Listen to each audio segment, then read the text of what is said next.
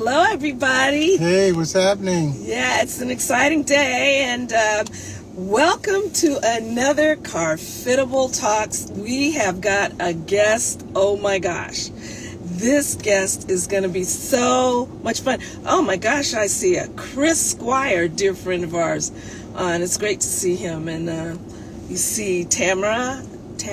Okay, I've got that right. But yeah, we're going to do Carfitable Talks today, and our guest is going to be none other than someone I call my niece. You know how we black folks are with our nieces and nephews. None other than Christina Elmore. Let's. I think we can bring her in right about now. And let's see, can we get Chris out?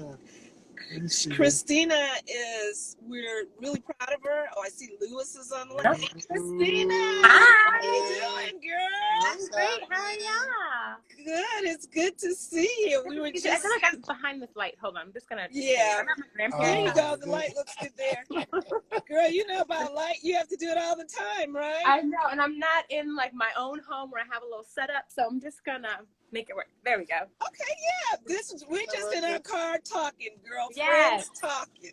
That's all Yes, that's yes, going yes. on here.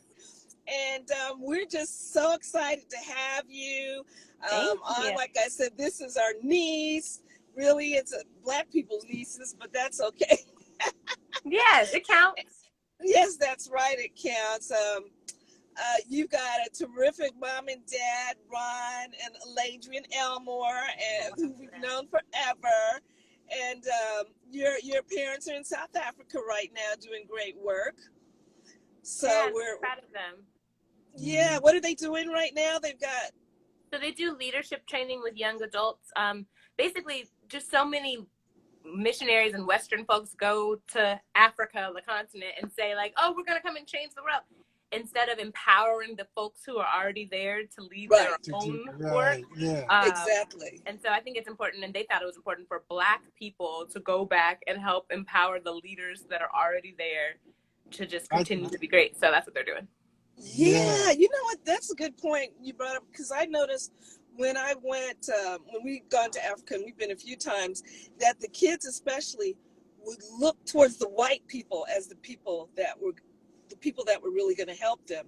And I thought that was interesting, and they had no interest in getting to know who we were. They just looked at us differently. Mm-hmm. So I thought that was, really very interesting. But back to your life and what you've been up to. Christina, I wanted to ask you a question. Now, you've got your family, you've got brothers and sisters and the whole family and all that, and you went on to Harvard, my dear. Yes. And was that in the theater arts department? Or? No, I studied African American studies, and then theater is not, or what it is now, but it wasn't a major at the time. And so it was like my secondary concentration.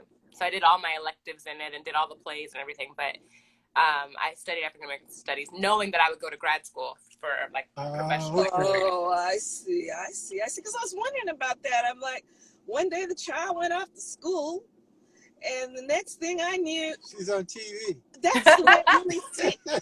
That's the way it seemed to us. I mean, I had a plan. You were doing your master's at ACT, I guess? Yeah, so I knew I wanted to have like a regular college liberal arts experience, and feed like a different part of my brain, and then go and do like conservatory for grad school. Okay. So Excellent. all of a sudden, it just seems to me like you were in school, and the next thing is you got this big job. I mean, you just got a break right out of school. Was it really that way? Kind of. Yeah, you're blessed, girl. I was very blessed. I moved back to LA in 2012 after grad school, and then my first series regular audition I booked. So it felt like that. That's crazy. It was amazing. But then there was a year in between, like the pilot and the season, and waiting to get picked up, where I was waiting tables and tutoring and doing all the things that actors hustle to do. Yeah. Was that the last I still ship? had that. It was the last ship, yeah, the last ship on TNT. So, I mean, you get out of school. That's crazy, girl. That's the Lord. No, it was God was very good. And then you just get this job, and it's on for 5 seasons. Yeah, and I think going into it, I thought, oh my God, this job it's gonna just launch my career, change my, and in fact, you know, it's great. It was a blessing. I was able to work in television in the field I wanted, but I think also I thought I was gonna become rich, I was gonna become famous, and I was gonna like blow up. And it was a great job, but it was a job. And it was a regular job in that, like, I was grateful I had regular work, but I got paid regularly as a regular person. I was not.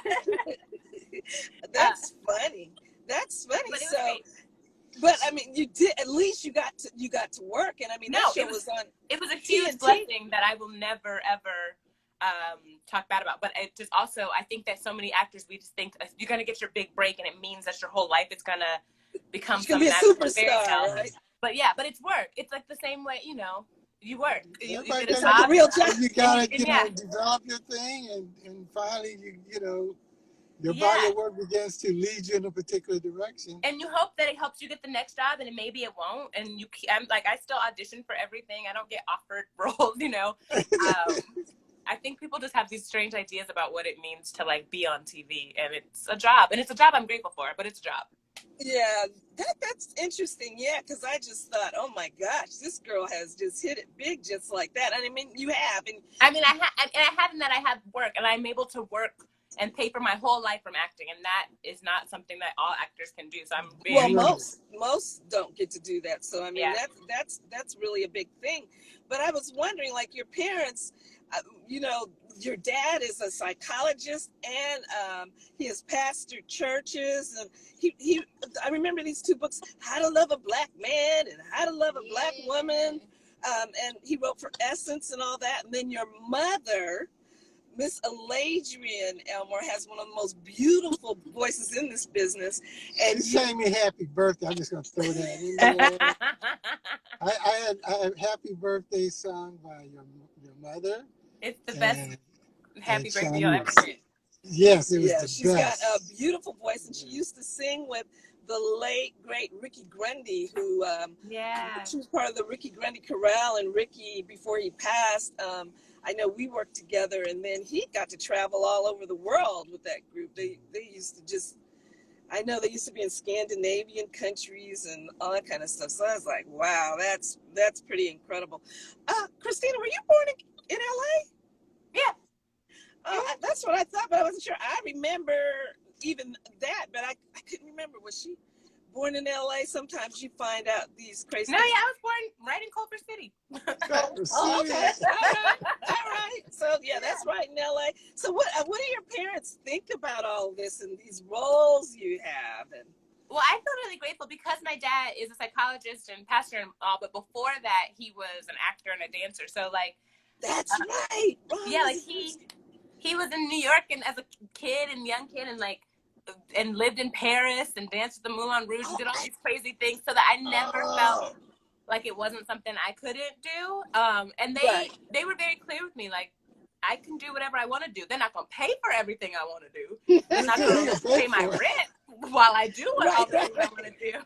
But they've been nothing but support. My parents truly are my biggest fans. And like my dad, he'll be like, oh, did you know there was a write-up about you on there? I'm like, how did you find that? Like, from South Africa. Jonathan Slocum just got on. Jonathan Slocum, and he said you are grown, hey, Uncle Jonathan, employed, and Corinne's on, and your sister Corinne just came on too. So that is so cool. But yeah, so I was wondering about that too, because I mean, you went to Harvard and all this, and then did Fruitvale Station with Ryan Coogler come before Insecure or? Oh yeah, so long before. So I got out of grad school in 2012, and it was the summer that I got out. They were shooting it in Oakland, and so they were hiring local actors for the smaller parts. And I was still local to the Bay Area since my grad school was in San Francisco, and I auditioned, and I said no because I thought the role, although I knew I was still a young actor and I'd just gotten out of school, I also dropped the role, even though it was small. I wanted my roles to be meaningful. Yes. I was like, I'm just gonna play anything. I might be, just out of school, but I'm not gonna just do anything. And it looked like just a girl on a train who was like there and just randomly hanging out with her girlfriend. And I was like, but what is her role? on her purpose. And so I said no. And then Ryan Coogler called me, and he was like, he explained the role and what it meant in terms of the story. And even though it was tiny, it still had meaning and so he convinced me, and I did it. And I was so grateful. Wow. Because it was also my first time just working on a TV set. I had never even seen like who's doing what, like what's a DP and what are the cameras and how are we supposed to look and why are we doing this scene 17 times. I thought we could just, like in theater, you just do it and it's done. Right. Having come from theater, there was so much to learn. So it was a nice, just like literally 3-day experience of learning that. Really? And getting to watch, I mean, who we now know is like a genius creator and director. I got to watch him in his nascent stages. So that was pretty cool.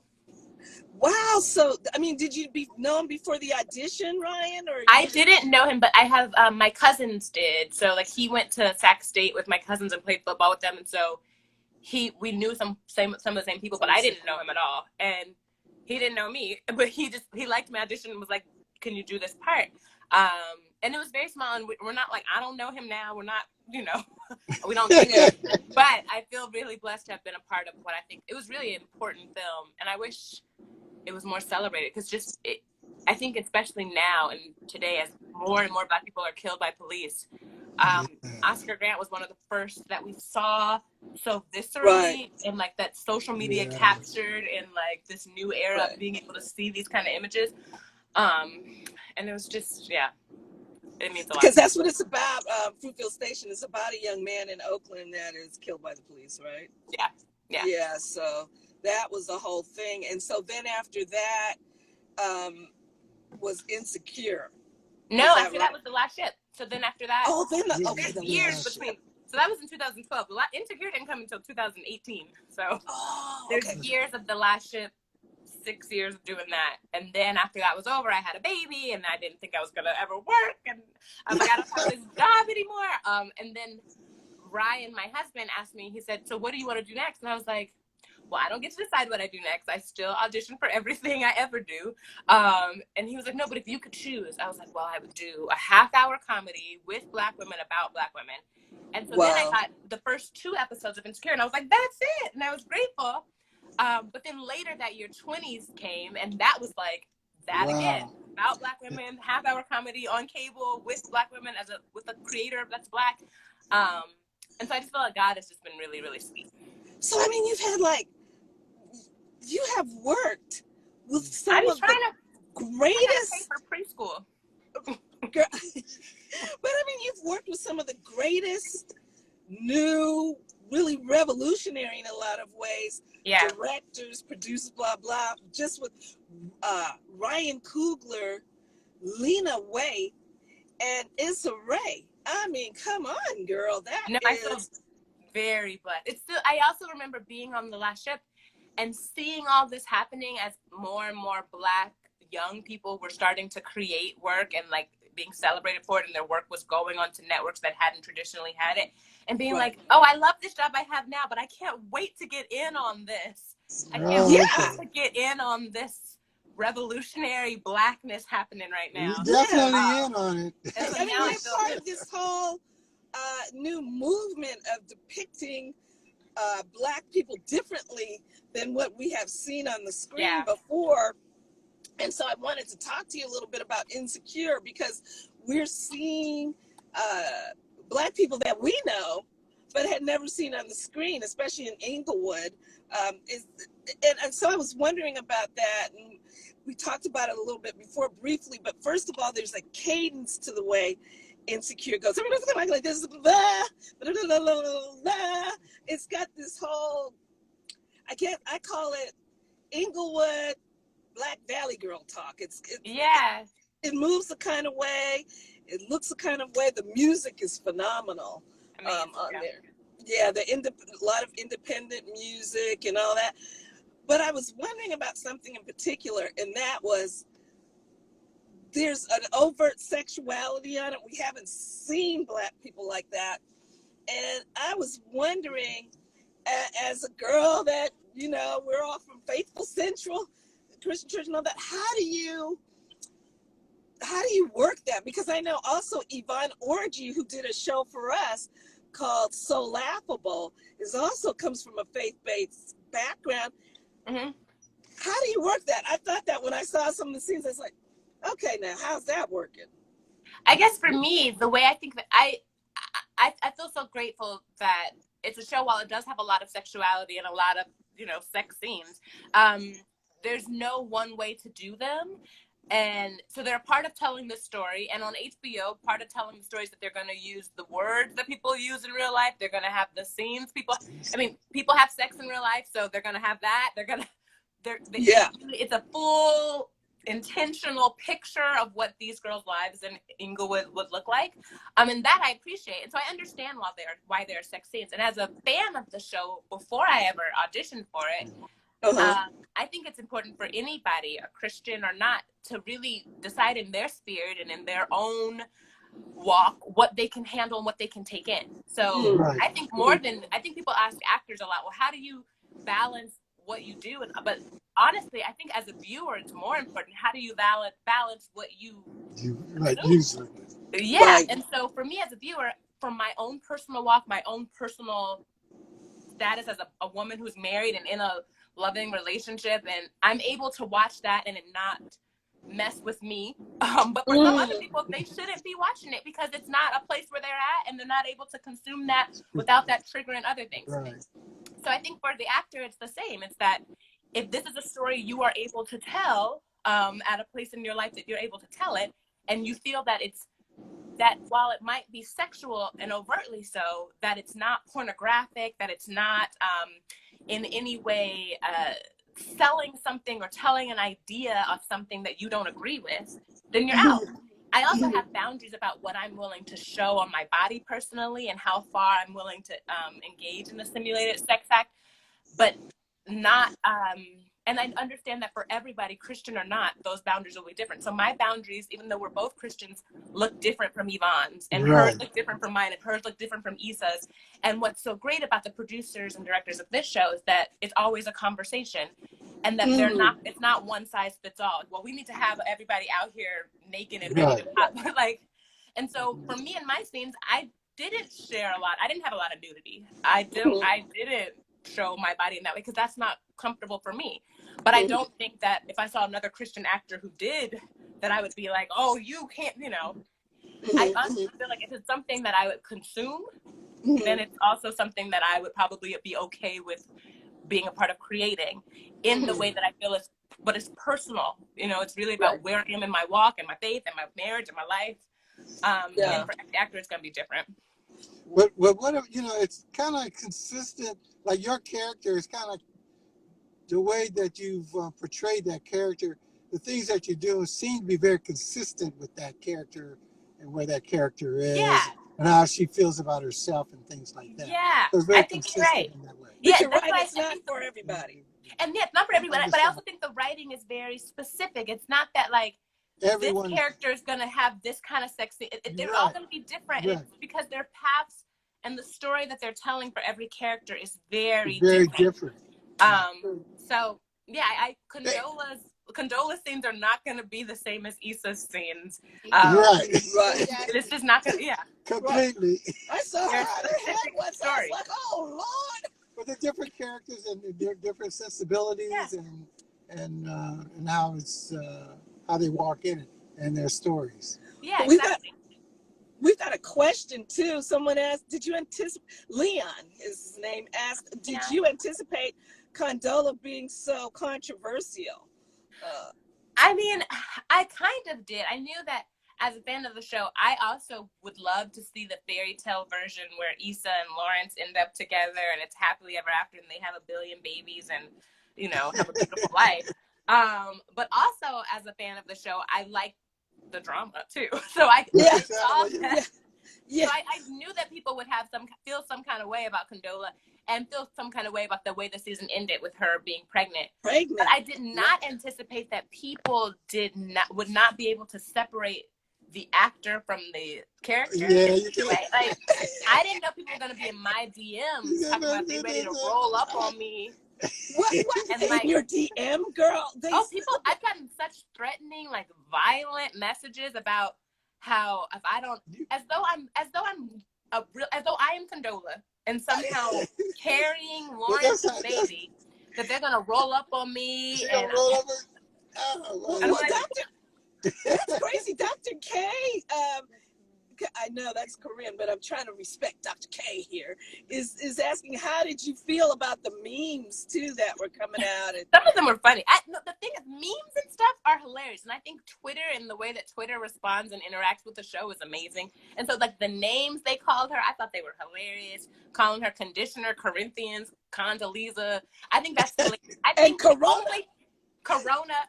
I find that to be hilarious. The only thing that really was shocking was that, like, you're not calling me that. Right. You This call is her just a like, character. I don't even have Condola's number. I don't know her like that. It's fake. But you know, I'm a theater arts major, actually, and I want to say hi to Maggie Lathan. It's a wonderful woman, and that's on. I think she's still on. But when I was in theater, there was a book we were reading. Somebody can correct me, but it was called Mammies, Coons, Mulattoes. Oh, yeah. Yeah, and there were these specific roles for Black people. If you were a dark-skinned Black woman, you were going to be the mammy or the maid. If you were a Black man, mainly you were the coon. You were going to be step and fetch it. And if you were light-skinned, you had usually this straight hair, and you were the tragic mulatto, like in Imitation of Life and all that, where you know, you was too close to white, and you were in between two worlds. You are a revolutionary role just in the character you're playing. You are this, you know, I hate to bring it out, but we got to talk about it. This light-skinned Black girl with kinky hair, and is very sophisticated and a power woman, and this whole thing is going on as I was talking to some people about some of the things you're going through just with your hair. How do you deal with Hollywood and your hair and this new power role? Well, I don't know how I deal with it in terms of a power role or even Hollywood. I feel like I deal with my hair like any other Black woman deals with her hair. I go through a lot of phases and struggles and triumphs and joys and lows. I also, you know, this pandemic I had a whole different little haircut before it started, and now we're here because we can't go nowhere. So I think that I do find that, like, there is, and I think it's changing. I think with shows like 20s and shows like Insecure, but there still has been these narrow lanes, especially when it comes to hair, about, like, I remember when I first got out of school, I was like, oh, but I'm natural. I need to get a weave or something because I'm not going to ever be able to play the love interest. Or, oh, but this. And I think that's changing because these shows have changed that. And, like, Issa is beautiful love interest with her natural hair in all kinds of glorious ways. And so I felt that. And even on the last ship, where it was a Navy military show, I felt like I always had to have these terrible wigs on, or no one was hired to be able to do my hair, and I didn't know if it was breaking off because they didn't know what they were doing, all these things, and it wouldn't fit back into the tight little ponytail that they wanted on the back like all the white girls had, because that's not, my hair's not going to do that. And the Navy was reckoning with that at the same time, even as our show was in real life. Yes. Yes. Right. So, like, I feel like my hair has been through a journey, but I also have just never let it become, so I don't let my career, the industry, decide for me how I'm going to do my hair or what I'm going to present. So it is what it is. And if it works for your role, fantastic. If not, hire someone who knows how to put a wig on, and we could just go from there. But I think in the beginning, I was so nervous and fretful about what it would mean and how I would do it and how it doesn't match. People have this idea that if you're lighter skinned, you need to have straight, long hair and all that. And I'm over that. And it's just not true. It's never been true in real life. And so I just wear my hair how I want to wear my hair. And I go to auditions how I want to how my hair is that day. And if they don't have the imagination to think beyond, then it wasn't for me. Right. Well, you know, I noticed, like, you know, the hairstyling in 20s is totally different from Insecure. There seems to be a little bit more of a freedom in 20s in terms of your hairstyling and So on Insecure, they were very the producers and writers had a very strong idea about how Condola carries herself, and the whole idea was that her hair was always pulled up, slicked back in some sort of thing. So it was a part of the character. She also always wore black and white and neutral colors, like part of her the way she presents herself to the world is very pulled together. And so the hair and the costumes also reflected that. And on 20s, I think we were also still just trying to find our footing. And so there was a lot of various hairstyles, some that worked and a lot that didn't. But not because of, I mean, thankfully we had a really wonderful Black hairstylist and makeup artist. It's just that we were trying to figure out what the character's hair is going to be. So I think I actually really will be surprised to see what happens in season 2 because do something totally different. Yeah. Well, Tan just came on. She's saying hello, and hello, Tabby, and we've got some other. What is this? Making of Mama, and my sister Kelly Mack just came on, and my other sister Leslie is on, and of course your sister just came on. So that's exciting. But I've even heard that sometimes with Black women they have to bring their own wigs and their own hair and their own makeup. Oh yeah, I was on a show for 5 years and I loved it. I'm so grateful for it. But how often did I have to do my own hair and go and get my own hair done and then bring receipts back? What? On the regular, or be doing there would be no one there to do touch up. They would hire someone because I begged to come and finally do my hair for the day, but they wouldn't hire them long enough to stay on with me the rest of the day to do touch ups. So I'd be in the bathroom trying to redo. That's on the norm. And so I was so grateful to work on Black shows finally, where they hired Black artists and who knew how to do Black hair. It's just like, what a novel idea. Wow, and makeup. That is crazy to me. That's real. It's real. We've got Lexi who's asking, in regards to headshots, do you have multiple versions with various hairstyles? She says that she struggles with casting directors wanting her hair to be exactly like it is in the picture for the audition. I think it depends on what kind of things you're auditioning for. If you're auditioning for commercials, then absolutely you should have a whole bunch of different looks and headshots and then show up to the audition with the hair that was in the headshot. But that can easily be achieved with wigs. I think for more theatrical work like film, television, theater, I come as I am. And if I think that the role if I having read the role think, oh, I think this hairstyle is one that would work for this character, then I do that. But I don't base it on what was in my headshot or what wasn't. And I know some people do. Okay. I just don't have time for that in my life. So I base it on the role or what's going on in my world right then. Well, it's really worked with you, but I wonder also, and this is another kind of personal question, and you can answer it any way you'd like, but how are you with this whole Me Too movement? And it's concerning, sometimes to think, it sounds like you just are doing your own thing and folks aren't bothering you, but have you heard of anybody, or have you been around it, or how do you feel about the whole Me Too movement?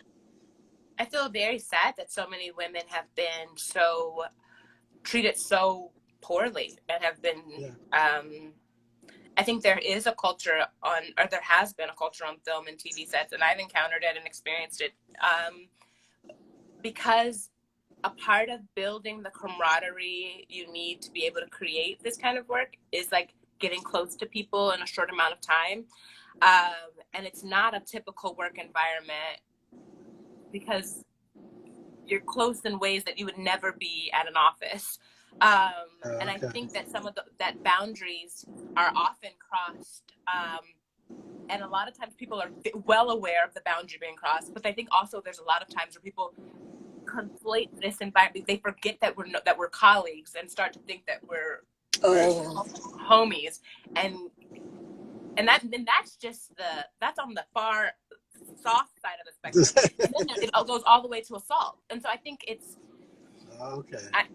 concerning and disappointing, and it makes me really sad. And I have not been assaulted in any way, but I certainly have had comments directed at me that were inappropriate and not okay, and that I didn't know how to address at the time because of power dynamics.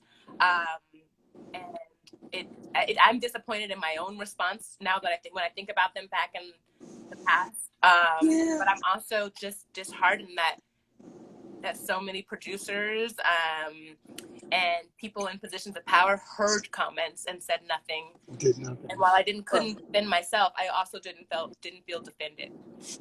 Wow. Yeah. Interesting. It's just crazy that it's still, That is sad. That is sad.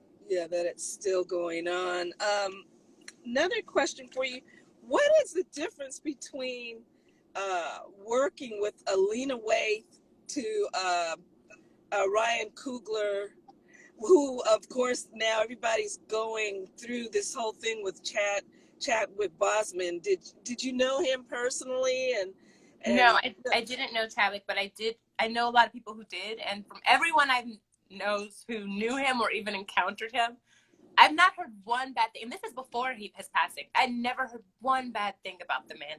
I've only ever heard that he was massively talented, but also just a massively wonderful human being, and a Christian, and someone who like really represented the kingdom in everything that he did, and just in his interactions with people. And so I've heard nothing but lovely, wonderful things, and I'm really sad. yeah, Yeah. it's sad. I heard he went to Faithful for a little while too. I didn't Oh, I didn't know know him at that. the time. But Yeah. that he went to Faithful I didn't know Central. that. Yeah. He did. But also, what I was asking, the question I was asking was, what is the difference between Alina Waithe and Issa Rae and Ryan Coogler in terms of their temperament and how they direct? Because definitely 20 is so different from Insecure to me. And again, kind of revolutionizing and showing you a different kind of Black person that you don't see very often. And then Ryan Coogler is doing just something totally different because he does movies. But I was wondering, in their style, you can't think of them as all the same either. What are the differences? Oh, I think what's so cool, I think, is that we've been boxed up for so long that people have thought of like Black creators, writers, directors, and put in this box and be like, okay, that's the Black voice. But like all humans, how nuanced and totally specific in their storytelling and in what they're trying to present to the culture. So yeah, they're completely different. In the way that any human being is different. So Lena has a much different voice, and is telling a very different. I think people were comparing 20s and Insecure a lot before 20s came out. They're like, oh, it's about some girls in LA, Black girls in LA, so it must be just like Insecure. Totally different story. Yeah, it's totally different story. Totally different. In fact, I like 20's story better. Yeah, it's telling a different everybody side will of have LA. their favorites. Story. Yeah, everybody will have. Because the story that it's telling. It's a different story. And I think when we were on our press tour, people were like, oh, so this is just like another Insecure. And it's such a failure, and a lack of imagination on the part of people to be able to think that, oh, two Black women could both tell stories about people in Los Angeles and they could be different. Totally Isn't that different. novel? Isn't that crazy? Yeah. So I think I've enjoyed working with all three of the folks you mentioned, but they're wildly different in personality and in who they are as people, but mostly in terms of their storytelling, they're not telling a similar story at all. And I think that's so cool. Right. But yeah, that is cool. But girl, how are you going to work with what's this Corona? How has this affected work? In every way. I am fully unemployed. It's affected us in every way. Because I was thinking, you can't do those scenes. We were supposed to come back and shoot 20s in May.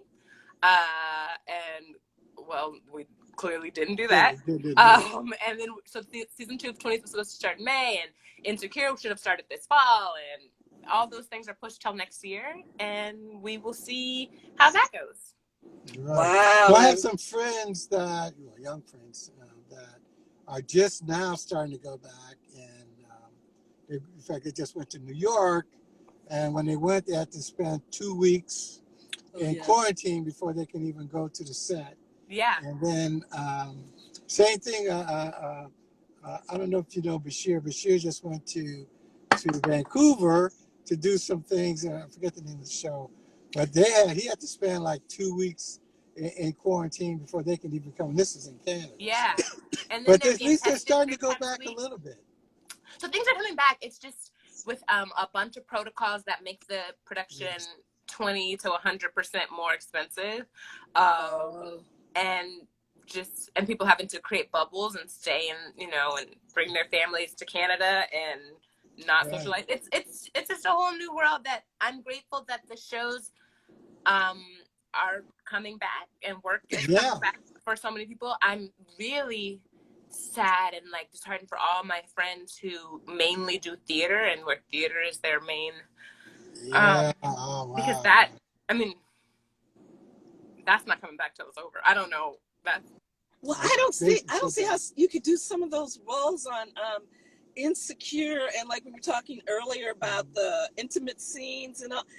I don't see how. I was sitting there watching, going, I don't know how they're gonna bring that back if Corona's not taken care of. yeah. And somebody said I think it's Live Artly. She said, "Love you, girl, but you better not have that baby." Hey, girl. Or you would Good thing switch you're not back to talking to Insecure. Condola right now. I'm Christina. I'm not having that baby. Now I feel you. You have they're talking about Condola. You're gonna have to DM her because I don't have her number. But yeah, so it's really funny. sad. I wonder if it's gonna affect the storylines of these shows. I imagine, I more than anything wonder how stories are going to incorporate the idea of Corona. If you're present story and you're telling something that's supposed to be happening in 2020, I wonder, do you include it? Do you not include it? Right. Are your characters in lockdown? Like, I'm going to be excited to start to see television come back for those reasons. Well, yeah, because Black folks in Corona right now are actually very, very funny. Sometimes the way we handle it, and we're in Inglewood right now, and there's some stories right there just with that. Oh, someone was asking, I guess Leon's asking, what's the dynamic on some of these shows? Are all the actors getting along? I know you can't say exactly. I mean, on most things I've worked on, I'm really grateful that people have gotten along. On Insecure, I think that's the question. Yeah. Folks get along and are colleagues and work well together, and I feel great and felt really welcomed, and it's a very professional environment. Very fun. And you're very talented too. I guess that's the thing. Thank you. So you got a good, good group of actors there. And you've got to work with Alfre Woodard, of all people. Oh yeah, I love her. That was like the highlight of the last ship, was her playing my mother for a few episodes. It was just diving went to heaven. Someone's asking, what's your favorite episode on season 4 of Insecure? They're back to Insecure, girl. They won't let us leave Insecure. Let's see, what's my favorite episode? I think I really liked episode, I think it's 8, when it's Issa and Lawrence, kind of like a capsule episode where they kind of fall back in love. I thought it was so beautifully shot. And I think it was like something we were all waiting to see, a conversation we were all waiting to be had. And yeah, it was gorgeous.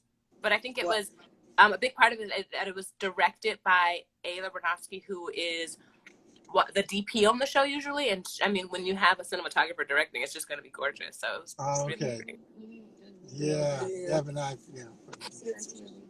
Oh, Auntie Eladrian. Oh, Shami's saying, Eladrian, your mom, I guess. Hi, Mommy. Hi, Auntie Eladrian. I wonder, is she in South Africa now? Yeah. Middle of the night. Wow. Hey. Oh, not yet. It's not night. It's not middle of the night yet. Something like it's 12 hours. 12 hours. Is it 8 or 12 hours difference? It's 9 right now. 9. Okay. Yeah. Okay, I love South Africa. But okay, so I've heard you like to knit, my dear, and I do like to knit. I do enjoy knitting. It's something nice to do with your hands. So do you knit on the set? No, I didn't start knitting until January. I went and took a class, and it became and then during this lockdown, quarantine, self-isolation, or whatever you want to call it, I've been knitting a bunch. But no, I hadn't knit since I hadn't started knitting when we were shooting. So I will be knitting on set though, because it's a great thing to do while you wait. Yeah. I was looking for something to stop looking at my phone so much, but to keep my hands engaged. Corinne, I am not a granny, but thank you. Yeah. One day I will be, and my grandchildren will have all kind of blankets and rompers and things to wear. Yes. Corinne is Christina's sister, Dr. K. There's a lot of the whole psychiatrist, all that whole thing in your family, as well as you're either an artist or something. Or some sort of psychoanalyst. Yeah. Yeah. I think because we have so many artists, we got to figure out these brains. Or an artist, singer, actor, or something. So what are the next moves going to be? I mean, you have time to think about other things that you want to do, and I mean, there's all kinds of things I want to do, but I have no idea what the next moves are going to be, just because it feels like 2020 kind of the year that everything went on pause. And so I don't know. I'm hoping, I would love to do more movies. I would love to get back. I was really hoping this year. I was like, I'm going to do some plays. And then of course, Corona. So, I really do more film and more theater. And then of course keep doing TV, because that schedule works for my lifestyle in a way that I really appreciate. With a little one, to be able to work for 4 to 8 months and then have several months off is great. but So yeah, is theater your love? Is theater your love, or?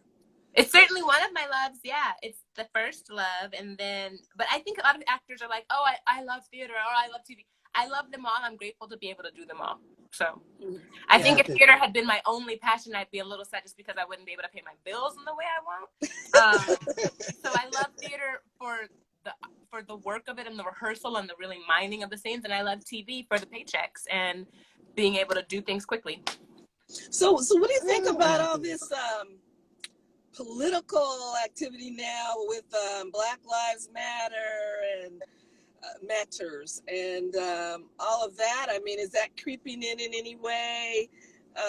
Is something that you feel that you want to be a part of? Or because what I noticed is, just because you're an actor or actress doesn't mean you have to be heavily involved in these movements. I mean, so how has it been for you? It's certainly something that in my own life I am very heartened to see that people are fighting back and that there's a reckoning going on. And listen, I'm not as an actor, not as anything to do with my career. I'm as a Black person living in this country at this time. I can't help but feel strongly about it. I can't help but put my money and my dollars to fight and get people bail for protesting peacefully, and to make sure that more and more folks are able to vote and are able to eat. And so, yes, I'm heavily and actively, although personally, and not like I'm not using my platform as activism necessarily, but I'm certainly as a person fully committed and excited to see the change. And also just really sad that people keep killing Black folks for no reason. I'm just really sad. Yeah, it's really sad. It is sad. Just continues, and I think. Go No, ahead. I think you're doing political activism just by the way you present yourself, and that you come with natural, and you say, this is what I do, and this is having standards. I guess that's the word. But I think that's an activism in itself, and that's what's helping us see these new people. I mean, I was just so excited to see your role, an articulate Black woman who's doing it her way. Those are people I know, for real. And I mean, I know all kinds of people, but there are a lot of people like that in my own family. And so, and it's not in a Huxtable kind of way, even though I was excited when that came out too. I really was back in the day. But it's important, I think, to see all Black women that are pretty and thin are not city girls. They're not all talking about WAP and all that kind of thing. It's you don't want to hear my whole conversation about WAP, but it's important, I think, to see the different kind of women. My cousin Stacy just came on, and there's something else I want to ask you. Girl, you sing. I saw you in the last ship and stuff singing. Where did that? Where did that come on? You kind of looking like, girl, I saw you singing. The campfire. No, yeah, I like to sing. I sing. I'm in the praise team at my church, and I've sung in theater, but I was not expecting to sing on television. And then I did, because I was singing to myself, as I like to do during the pilot episode. I was just, sitting around, and then the writer heard me and did not say anything, and then wrote into the script me singing. Okay. Oh, but it was nice. It was nice. It was fine. You said it was fine. The good thing, well, for me, is that I like diversity in programming, and so seeing a lot of different shows that really reflect Black culture is good, and they don't all have to be the same. They tell different stories, And I think it gives opportunity for writers, actors, and the whole, Yeah. everybody to participate more. And especially during, what I hope is that coming out of this time, that, it would be an opportunity for, say like a renaissance of creative expressions in a lot of different ways that we never experienced before because of what's going on now in Yeah, terms I think of, you're right. I think people are yeah, at home creating, and I'm excited to see what happens. yeah, Yeah. That's I good. think so. Trent from Shelby 5 just came on. This group is so good. You got to see him sometime if you haven't. Oh, Great crew. Shelby 5. He just came on. They're really Detroit in good. the house. But you know what I want you to play though? I don't know if you'd be interested in this, but I want you to play a superhero. I Would you? would love that. I would love to play a superhero. Oh, That would be the best. I mean, that is like the best genre. So you would consider that, huh? Oh, absolutely. 100%. We're gonna have to pray on that one. Yeah. I would just love to see you play one of these strong. And I mean, there are people writing have you ever thought about getting in writing so that you could do a lot more of the things you wanted to do? Are you a writer? I certainly have written things, and I don't consider myself a writer. I also am one of those people who I'm like, well, if I didn't go to school for it and didn't study this, I have a lot of like insecurities about not being good at things. I'm like, I like the things that I'm good at. So it's a work in progress. We'll see what happens. Yeah, because we love superhero movies so much, and just all of it. But we're so proud. So they still need Storm. Have they casted Storm yet? Yeah. They casted Sure Storm for Black Panther. Oh no. Well, Storm is related to is in Black Panther, but Storm was with the X-Men. She was with the X-Men. See, we're all into this comics thing, but she ends up in the. Well, that's Holly Berry played Storm. She played her, and then so there's you can fit else. right up in there. I think they got some younger folks. I need to play yeah. But that's something else. We like what do you call them? Like the shows that they're action films too. Have you prepared for those? Do you think you could do those? Because you really have to dance. I mean, I'm not sitting at home preparing, but when the call comes, you'll be ready. You're gonna be ready for it. But so you were telling us too about your family life and all of that, and how you need to put that together with your work schedule and but you seem like you're really open. Well, I just feel grateful that it's so far worked. My husband happens to be his own boss, and so he's able to be flexible, and we have babysitters, and we just sort of pieced it all together, and it's worked so far. And I never wanted to put my family. I know that for some actors and some folks, their career comes first, and I think that's fine. And they chose to pursue that as far as they could before starting family life. And for me, I knew that I wanted kids, and I wanted to be married, and I wanted these things no less than I wanted any of the work. And so I never was willing to wait or hold off on that in order for it to be the right time in my career. And so I just chose to do it when I felt like having a baby. I had a baby, and when I wanted to get married, I got married. And now, it hasn't harmed having the baby, and you still move forward and are doing some great work now too. So now you've got I was saying you have a person who's actually having a baby. I wonder how that's gonna go. We'll see. You're gonna bring it back. We'll see how that goes. I mean, I know folks hate her. And I also think that's also another thing. Y'all can't just be mad at her for being pregnant. She didn't impregnate herself. She did for herself, yeah. That's just not. It wasn't insemination. It was she. Right. It took two on that. It took two to rock that thing. Shoot. Gosh, it's just been so great talking to you, and so good to talk to y'all. Yeah, of course we get to see each other on some family functions and all that kind of thing. But we're just so happy. People always says free condola. Y'all, that's Ashley. Ashley. Hi, Bash. My cousin. I didn't realize people were that She literally just. on fire about. Well, that's like my best friend. She's just being silly, but yeah. Yeah, no, I know, but I mean, we've had some people. It's really really funny. Dr. K says she literally just slept with her boyfriend. I mean, right? That's it.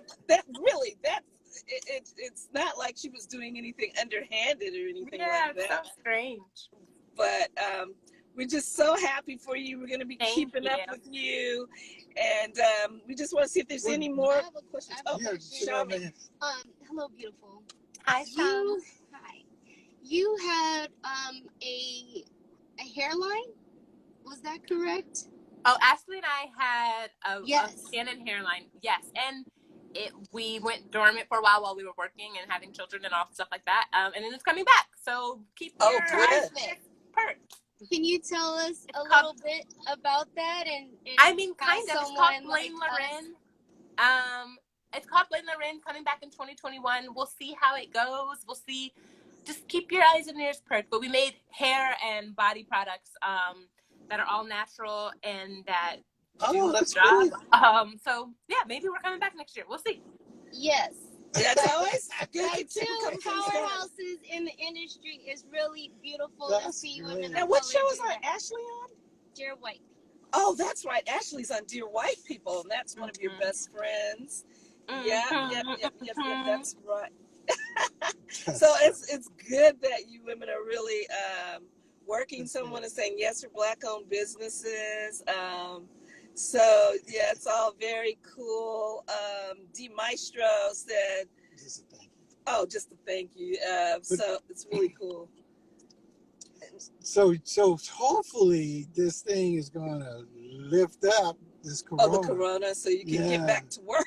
I know, in Jesus' name. Yeah, amen. It's like a plague. I feel like we're in Egypt. I don't know. Because there's a number of shows that, in fact, one show we were watching, it just stopped mid-season. Yeah, because they were in the middle of shooting it and then it was done. They stopped mid-season. I said, oh, no, y'all can't do that. But so I'm just, not only, that you guys can get ramped up again, but, overall that, things can get back to where it needs to be. So that for all of you guys us, can for express. everybody. Yeah, for everybody. Yeah. And people want to know how to reach you. They can get you on Instagram, I'm sure. And yeah, so that. I have another question. Oh, Shawnee's got one more question. Just because I love your voice and I have beautiful memories of you leading praise and worship in Sacramento. Yes, shout that out. How do you hold on to the word during times like this? I think it's kind of, I don't know, sometimes magical to think that as Christians we're all handling these things well. Yeah. But how would you say that you're handling it, and maybe finding encouragement from your sister friends or from, just share a little bit about that experience or encouragement. I guess I'll say that for me, I mean, I've always known this, but it's really been something that God has been really making me more and more aware of. I feel like the opportunity to worship and to really to adore and really just thank and really just bow down before God is such a beautiful gift to us. It's wow, I can't believe that God would make it so that us adoring him, worshiping him, committing ourselves fully to him somehow helps us. It's just, you would think that it would be to exalt him. But in the act of doing that, we get to be so much closer to him. We get to focus our hearts and our attentions on him. And he, in our very worship time, lifts the burdens and lifts the heaviness and lifts the worry and the anxiety that is so deep right now. And so for me, worship has really been my greatest tool and weapon at this time. Oh, wow. It's been it's just been truly and adoring him in a way that I hadn't before. Even in the midst of all this, I'm more grateful to him and more in love with him than I've been before. Even as he hasn't pulled us out of this yet.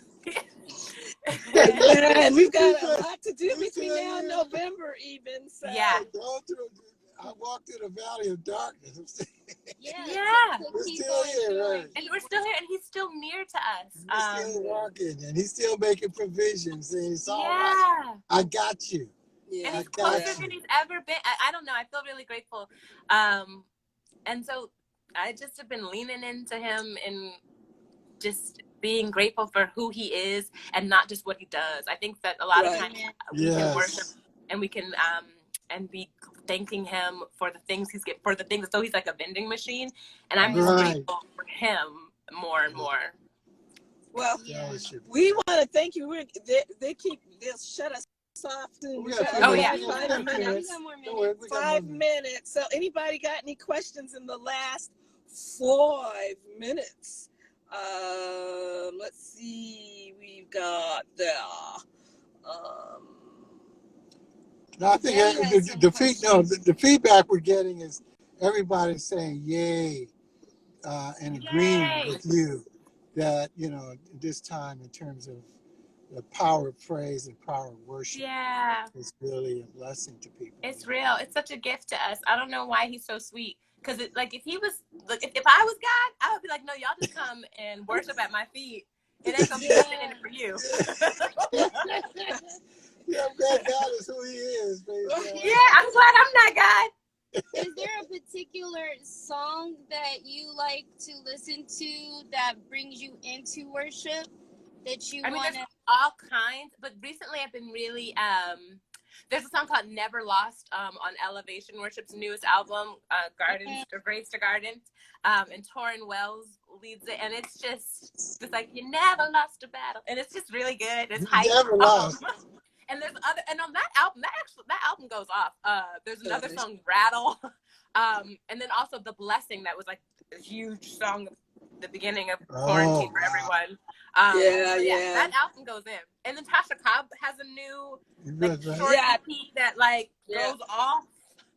There's a lot of new music starting to come, and I was getting a little concerned there because I wasn't hearing any new things, but I'm starting to see some really new, exciting artists come out. And of course, one of my favorites is Jonathan McReynolds, but PJ Morton has got. He's going in. Yeah, it just the album I guess just came out this week, maybe last week, and Anita Wilson, she's got some good stuff coming out. There are a lot of people, Uncle Reese, and we've got some other people that are coming out with music, and this is what I like: consciousness music, using your faith, but talking about I can't breathe, like Toby Inigwe. Girl, isn't he everything? Toby Inigwe. Yeah, and he says, try Jesus, but don't try me, because I lay hands on people. I do, because he's so... but their newest song, Eat, with his wife Fat going in on that verse. You know what? I haven't heard that one yet. She said, I have 2 babies and I still came back. And she's like, I'm about to be on a first name basis with Beyonce. With Beyonce. Yeah. Be on a first name basis with Beyonce. Hey. Yeah. I love them so much. Me too. I love them. And, Kurt Carr and the Clark sisters are killing it right now. Come on, Clark sisters. Yes. I mean, they have the great TV show. I think, did they get nominated for an Emmy? They did. I think it's not. Clark sisters movie. And did we say congratulations? Congratulations for the Emmys on for Insecure has been nominated. Oh, thanks. I'm grateful. Yeah, the show was nominated, and I'm super grateful. Yeah. And it's awesome to be a part of the season that they were nominated in. Yes. I think they're nominated for. You guys are. You could have been a small reason for that. We're not going to. I don't know about that, but I really am grateful to be a part of it. We feel it. It is what it is. We feeling it, And I see Legends over there praying in the midnight hour. I'm just saying, there's a lot of things happening in the spirit realm. Guys, you may not admit it, but we just believe we had a little something. We do that over here. But you know what? Now we are really just about to go out. So it was wonderful to talk to y'all. Yes. We love you. Love you. Thank you to everybody. Love you so very Okay. much. And we We said miss hi. you. Love you. Yeah, we'll see. Yes. Okay, thank you, I miss y'all everybody. too. Yeah. And remember, we've got a playlist with Vicki Mack's Wax Tracks where you can hear some of these songs we were just talking And about. crossover. The movement and the We're crossover. on So please go Spotify. to our playlist on Spotify. Everybody so much. Bye bye. We're still here. Bye, guys.